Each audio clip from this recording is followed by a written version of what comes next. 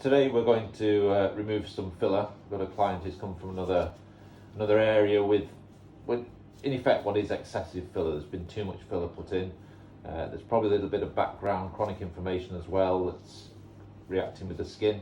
So we're going to use hyaluronidase to dissolve the filler, reduce its volume, and then the infection and the chronic inflammation should settle over the next couple of weeks. So the process isn't actually to remove the filler. People think you're going to extract it. It's not.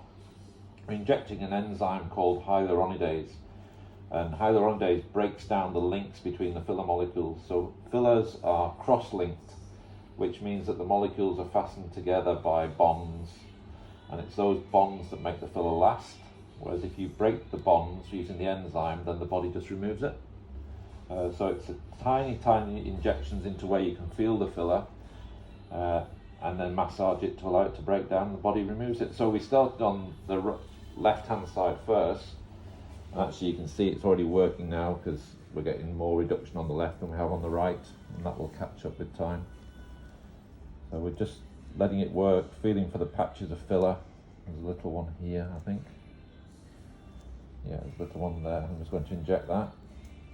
So what's actually happened in this case is there's been a lot of migration of the filler, which originally started off in the top lip, apparently, but it's come right down, right around both sides. And here you've got quite a bit of what we'd call induration, where the skin's changed and become red, and that's probably represents chronic inflammatory process. Once the filler's removed, the body can fight the infection and that'll settle down, but it's not instant. It takes a couple of weeks really before that disappears. So they've put that much filler in that actually we've lost this area here, which is Cupid's bow, and things called the columella. You normally have two vertical lines here called the columella, and this dip called the philtrum.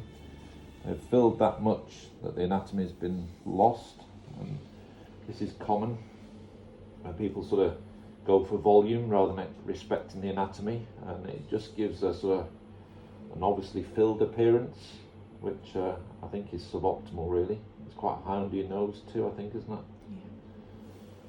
Okay, this one will be a bit uncomfortable under your nose. I've had a good response on this side, I think.